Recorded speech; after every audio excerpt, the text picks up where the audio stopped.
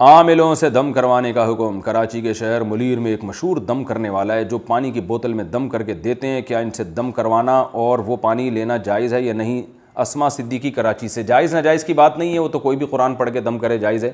لیکن میں ایک بات لکھ کے دے دوں، جو بھی ان دم کرنے والوں کے پاس جاتا ہے، قسم اٹھا کے میں کہہ سکتا ہوں اس کی نسلیں تعویذ گنڈوں میں پڑی رہتی ہیں، خود پوری زندگی تعویذ گنڈوں میں جن چڑیل بھوت کے چکر سے کبھی نہیں نکلتا، اور اس کی بیوی بھی، اس کا ماموں بھی، اس کا چاچا بھی، اس کی پھپھو بھی، اس کی ساس بھی، اس کی نند بھی، اس کی جٹھانی بھی، اور اس کی نسلیں بھی یہ دم دمادم میں لگی رہیں گی ہمیشہ، اور ان پیروں کے پاس جاتی رہیں گی۔ تو اس لیے چھوڑ دو ان سلسلوں کو، گھر میں بیٹھیں، کوئی مسئلہ ہے تو سورہ فاتحہ پڑھ کے خود ہی بچوں پہ پھونک لگا دیا کریں، سورہ فلق سورہ ناس پڑھ کے رات کو اپنے بازو پہ، اپنے ہاتھ پہ پھونک ماریں اور پورے جسم پہ پھیر لیں، جو سنت طریقہ ہے۔ مجھے دیکھیں الحمدللہ اللہ تعالیٰ نے مجھے ہر مصیبت سے محفوظ رکھا ہوا ہے، اللہ تعالیٰ نظر بد سے بچائے۔ نہ میرے باپ نے کبھی یہ کام کیا، ہم حالانکہ بڑے علماء سے ان کا تعلق تھا، نہ میری والدہ نے، مجھے نہیں یاد پڑتا کوئی اس طرح کے ہمیں بچپن میں کوئی تعویذ بھی زندگی میں ہم نے کبھی گلے میں نہیں ڈالا۔ اور میں دیکھتا ہوں کہ جن کم بختوں کو یہ مصیبت لعنت لگی ہے نا، یہ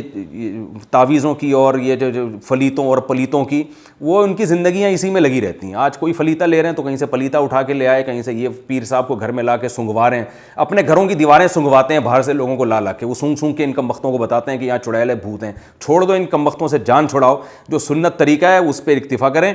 اور گھر میں رہیں، سورہ فاتحہ پڑھیں، سورہ ناس پڑھیں، بس اتنا کافی ہے۔ تو آپ دیکھیں اللہ کا فضل ہے سب چیزوں سے۔ میں تو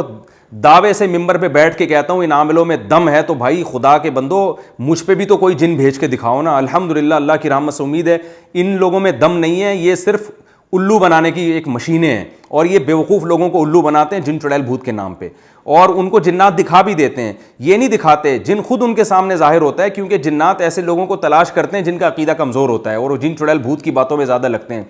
تو اللہ کا شکر ہے زندگی گزر رہی ہے، باقی پریشانیاں ہمارے ساتھ بھی ہیں، سب کے ساتھ ہوتی ہیں، تو نارملی وہ تو سب کے ساتھ ہوتی ہیں، جو پریشانیاں وہ ہمارے ساتھ بھی ہوتی ہیں، آتی ہیں پریشانیاں، گزر جاتی ہیں، کچھ رہ جاتی ہیں، کچھ مسئلے حل ہوتے ہیں، کچھ نہیں حل ہوتے، تو جو حل ہوتے ہیں ہم ان پہ اللہ کا شکر ادا کرتے ہیں۔ بہت سے مسائل میرے ایسے ہیں جو اٹکے ہوئے حل نہیں ہو کے دے رہے، سب سے بڑی بات چوتھی شادی نہیں ہو رہی میری، خیر یہ تو ایک میں مزاح میں بات کر رہا ہوں۔